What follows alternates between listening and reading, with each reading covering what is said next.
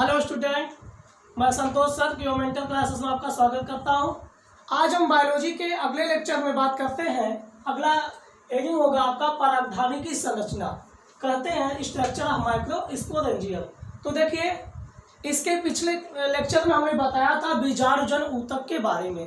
तो आज हम लोग जो है बीजाणुजन ऊतक क्या है उसके बारे में यहाँ जानेंगे और ये परागधानी की संरचना क्या है उसके बारे में देखेंगे। तो देखिए क्या होता है परागधानी। एक आपको फिगर दिख रहा है, यहाँ पे चित्र दिख रहा है। ये देखिए 4 परत यहाँ पे बनी है। पहला क्या है, उपत्वचा है जिसे एपिडर्मिस कह रहे हैं। दूसरा क्या है, अंतःस्थिशियम है जिसे एंडोथीशियम कहते हैं। तीसरा क्या होता है, मध्य परत होता है, मिडिल लेयर। और चौथा क्या है, अंतिम परत होती है जिसको क्या बोलते हैं, टैपिटम कहते हैं। तो देखिए अगर बात किया जाए तो यह जो परागधानी है यह बाहर से गोलाकार दिखाई देता है। बाहर से कैसा दिखाई देगा, गोलाकार। जब परागकोश को क्या किया जाता है, अनुप्रस्थ रूप में काटा जाता है तो एक पतली जो है परतदार हम कहेंगे क्या होती है, बाहर से गोलाकार संरचना दिखाई देती है जिसे हम क्या बोल देते हैं, परागधानी कह रहे हैं। तो देखा जाए तो यह कितने परतों से मिलकर बनी होती है, यह 4 परतों से मिलकर बनी बाह्य रूप से गोलाकार संरचना है। अगर बात किया जाए जिसमें पहला ये क्रमशः हमने लिखा है उपत्वचा, अंतःस्थिशियम, मध्य परत तथा टैपिटम है।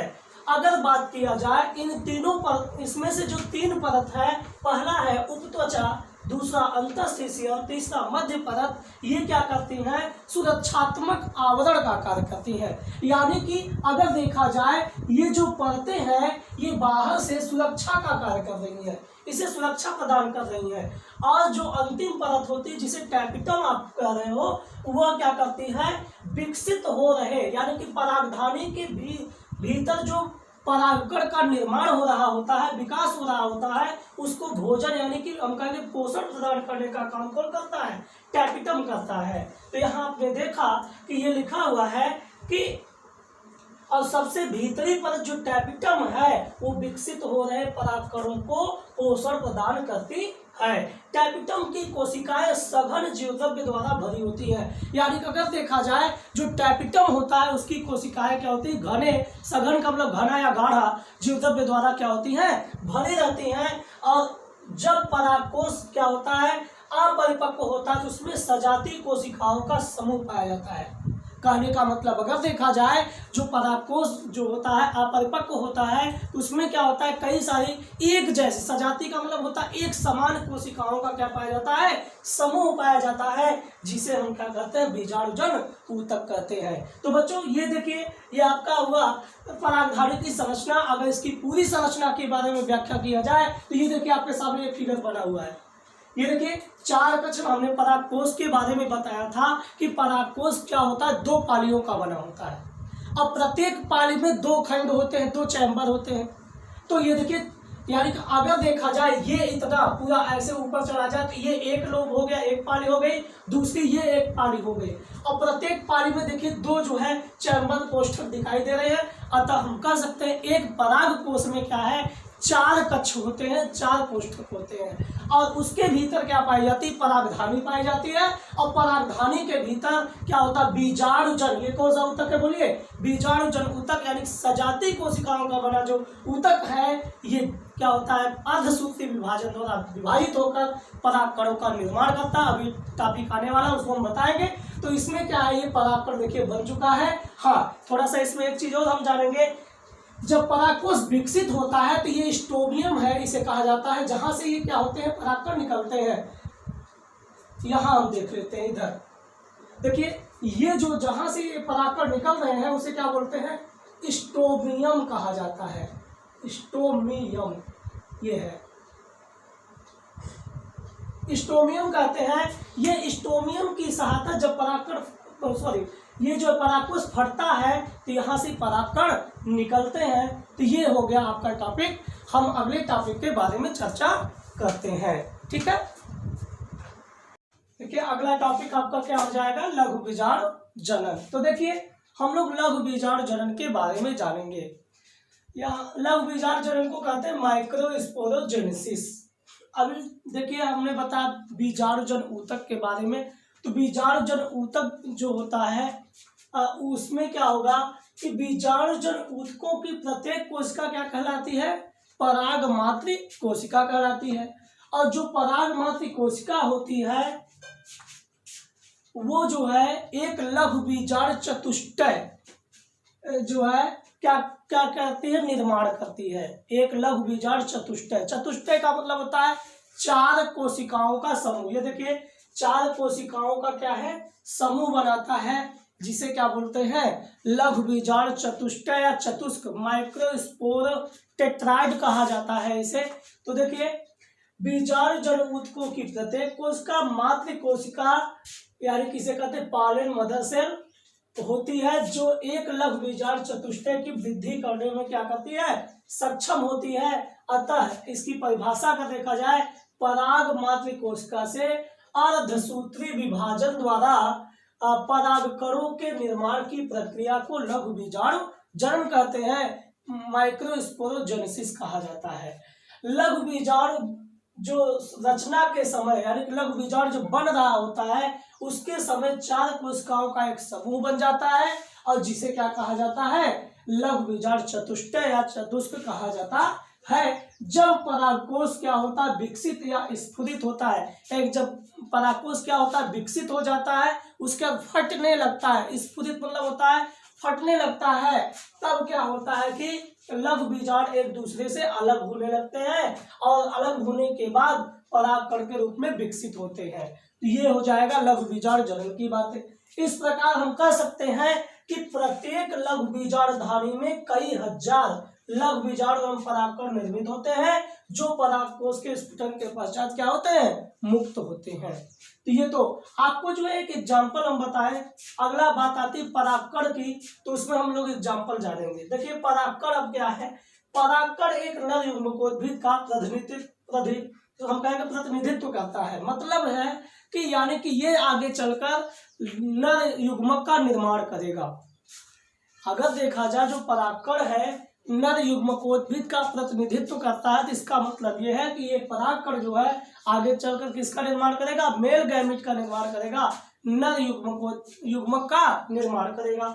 अच्छा, तो अगर देखा जाए यह सामान्यतः किस आकार का होता है, गोलाकार होता है और इसका व्यास कितना होता है, 25 से 50 माइक्रोमीटर होता है। अगर पौधों में देखा जाए, अलग अलग जात के पौधों में देखा जाए, इसका आकार रूप रंग ये सब क्या होता है, अलग अलग दिखाई देता है। तो यहाँ पे देखिए विभिन्न प्रकार के प्रजातियों में परागकण आकार रूप रंग एवं बनावट में भिन्न प्रकार के दिखाई देते हैं। तो ये हो जाएगा परागकण के बारे में। अब बात आती है परागकण की संरचना के बारे में। तो बच्चों देखिए इसे कहते हैं स्ट्रक्चर ऑफ पॉलन ग्रेन। अगर परागकण की संरचना के बारे में बात किया जाए तो यहाँ हम कह सकते हैं, ये देखिए यहाँ कहा जा सकता है परागकण सामान्यतः गोलीय संरचना होता है, ये तो हमने जाना भी है। तो यह स्पष्ट रूप से 2 भित्तियों से घिरा होता है। कितने भित्तियों से घिरा होता है बच्चों, 2 भित्तियों से घिरा होता है। इसमें देखिए थोड़ा सा फिगर को समझ लीजिए तब उसको हम बता दे रहे हैं। देखिए एक गोलाकार संरचना है, ठीक है, इसमें बाहर की परत है और ये जो है क्या भीतरी परत है। जो बाहर की परत है उसका नाम क्या बोलते हैं, बाह्य चोल यानी कि एंजाइम कहा जाता है। और जो अंदर की परत होती है उसे क्या बोला जाता है, अंतःचोल यानी कि इंटाइन कहा जाता है। और इसके अंदर क्या होता है, आवृत्ति से घिरा होता है, जिसके भीतर क्या जीवद्रव्य भरा होता है। जीवद्रव्य के अंदर के अन्य हम कहेंगे मटेरियल जो है क्या होते हैं, भरे रहते हैं। अगर देखा जाए जो बाह्य चोल होता है उसका पृष्ठ देख सकते हैं खुरदुरा है यानी कि रफ है, और ये क्या होता है, खुरदुरा है, और ये क्या कठोर होता है। कठोर इसलिए होता है क्योंकि एक पदार्थ से बना होता है जिसका नाम है स्पोरोपालेनिन। और स्पोरोपालेनिन जो होता है ये हम कहेंगे कि बहुत उच्च ताप पर या फिर हम कह सकते हैं ये जो है बहुत प्रबल अम्ल या क्षार से जो विघटित नहीं होता। यहाँ तक कि अभी तक कोई ऐसा एंजाइम नहीं खोजा जा चुका पाया है जो इसे स्पोरोपालेनिन को क्या करे, विघटित कर सके, ठीक है, या उसका पाचन कर सके।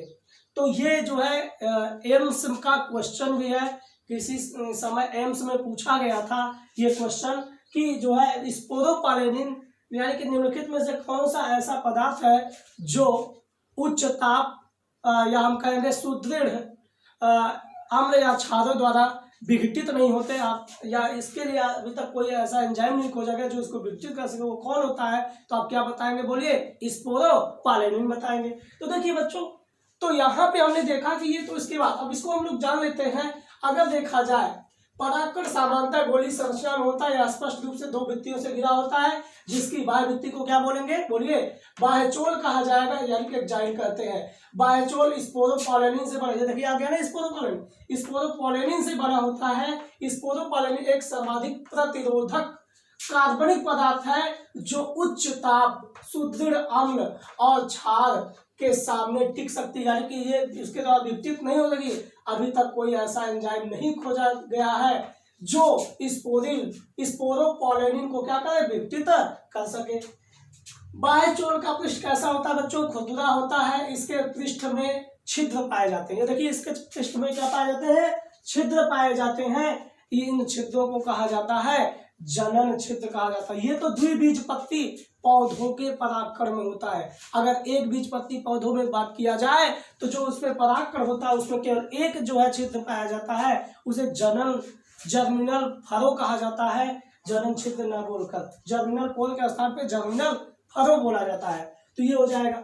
अगर आगे हम बात करें तो जो जनन छिद्र होता है, इसी जनन छिद्र से यहाँ इसका जो जीवद्रव्य होता है एक नली के रूप में इसी छिद्र से बाहर निकलता है, जिसे पराग नली कहते हैं। आगे हम बताएंगे इसके बारे में, पहले यहाँ पे देख लेते हैं। अगर देखा जाए, जो परागकण की आंतरिक भित्ति होती है, आंतरिक भित्ति को क्या बोलते हैं बच्चों, अंतःचोल कहा जाता है। और अंतःचोल यानी कि टाइन कहा जाता है। ये किसका बना होता है, सेल्यूलोज और पेक्टिन का बना होता है। इसकी पृष्ठ कैसी होती है, समतल होती, चिकना होता है इसका पृष्ठ। और अंतःचोल के भीतर क्या बना होता है, बोलिए बच्चों, जीवद्रव्य बना होता है। तो हमें लगता है ये बात समझ गए होंगे। अगले टॉपिक को हम लोग पढ़ेंगे। अगला आपका टॉपिक देखते हैं क्या है, ठीक है ना। तो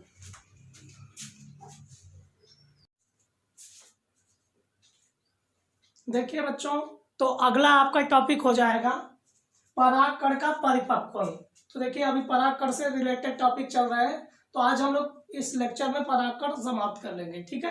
तो देखिए, परागकण का परिपक्वन, मेचुरेशन ऑफ पॉलन ग्रेन। ये देखिए, जब परागकण परिपक्व होता है तो उसमें जो लघु बीजाणु कोशिकाएं होती हैं उनका अर्धसूत्री विभाजन होता है, जिसके विभाजन से क्या होती है, दो प्रकार की कोशिकाएं बन जाती है जी। इसी प्रकार से परागकण क्या होता है, परिपक्व हो जाता है। तो देखिए कैसे होता है, हम लोग देखते हैं। जब परागकण परिपक्व होता है तो लघु बीजाणु की कोशिका अर्धसूत्री विभाजन द्वारा दो कोशिकाओं में बढ़ जाती है। देखिए यहाँ पे देखिए, एक लघु बीजाणु कोशिका है, इसमें पहले क्या होता है, इसका जीवद्रव्य थोड़ा थोड़ा बढ़ता है। उसके बाद जीवद्रव्य की वृद्धि होने पर ये देखिए यहाँ पे क्या है, इसे हम कहेंगे ये वैकुल, यानी कि रिक्तिका इसे कहा जाता है, रिक्तिका या अवकाश इसे कहा जाता है। तो ये देखिए रिक्तिका है और इसमें जीवद्रव्य भरा हुआ है। ये केंद्रक है, ये क्या है बोलिए, केंद्रक हो जाएगा, न्यूक्लियस हो जाएगा। अब ध्यान दें, तो इसमें क्या होता है कि पहले एक केंद्रक रहता है, वो बढ़ता है थोड़ा सा, केंद्रक अर्धसूत्री विभाजन बाद देखिए दो भागों में बढ़ जाता है। उसके बाद कोशिका द्रव्य का विभाजन हो जाता है। इस प्रकार दो कोशिका दो केंद्रक में बढ़ जाती है। यानी कि एक जो बड़ी वाली कोशिका होती है, इसका नाम, ये बड़ी वाली कोशिका है, इसका नाम है कायिक कोशिका। इसका नाम क्या हो जाएगा, कायिक कोशिका। और ये जो छोटी वाली कोशिका है, इसका नाम क्या हो जाएगा, जनन कोशिका। जनन कोशिका दो कोशिकाओं में बढ़ जाता है। कायिक कोशिका के अंदर कायिक केंद्रक होता है, जनन कोशिका के अंदर जनन केंद्रक होता है। तो इस प्रकार ये परिपक्व जो है परागकण हमारे सामने दिखाई दे रहा है। तो देखिए क्या होता है इसमें कि जब परागकण परिपक्व होता है तो लघु बीजाणु की कोशिका अर्धसूत्री विभाजन द्वारा क्या हो जाती है, दो कोशिकाओं में बढ़ जाती है, जिसके परिणाम स्वरूप परागकण में दो कोशिका क्रमशः कायिक कोशिका तथा क्या होती है, जनन कोशिका समाहित होती है उसमें, ठीक है ना। कायिक कोशिका बड़ी होती है जिसमें प्रचुर मात्रा में क्या पाया जाता है, खाद्य भंडार यानी भोज्य पदार्थ पाया जाता है। और एक विशाल अनियमित आकृति का, कोई निश्चित आकृति नहीं होती, उसके आकृति का क्या होता है, प्रचुर मात्रा में केंद्रक होता है। जनन कोशिका जो होती है छोटी होती है, और जो कायिक कोशिका के जीवद्रव्य में क्या होती है, तैरती रहती है। ये देखिए यहाँ पे जनन कोशिका, इसके जीवद्रव्य पूरा तैरती रहती है, ठीक है ना। अगर देखा जाए इसका जो आकृति होता है कैसा तर्क की आकृति का होता है, इसका जो जीवद्रव्य क्या होता है, घना होता है, और इसमें ये भी एक क्या होता है, केंद्रक वाला होता है। तो ये हो जाएगा इसके बारे में। परागकण का परिपक्वन इस प्रकार हुआ। तो ये आपको फिगर बना लेने हैं, समझ गए। सबसे पहले एक लघु बीजाणु कोशिका थी, उसका जीवद्रव्य बढ़ा यानी कि रिक्तिकाएं बढ़ी, और उसमें क्या होता है कि उसमें ये रिक्तिकाएं मिल गई, अर्धसूत्री विभाजन हुआ केंद्रक का, और फिर कोशिका का विभाजन हो गया। इस प्रकार हम कह सकते हैं एक कोशिका से दो कोशिका बन गई। बड़ी कोशिका का नाम कायिक कोशिका है और छोटी कोशिका का नाम क्या है, जनन कोशिका है। तो ये हमने देखा। अब देखिए परागकण के लाभ हम पढ़ते हैं। परागकण के लाभ क्या होते हैं? परागकण पोषणों से भरपूर होते हैं, और इसीलिए पश्चिमी देशों में भारी मात्रा में परागकणों से गोलियां बनाई जाती है। आप देखेंगे एनसीईआरटी में बी पॉलन टेबलेट के नाम से मार्केट में मिलता है। बी पॉलन, बी सिरप जो है, बी पॉलन सिरप के नाम से जो है मार्केट में मिलता है।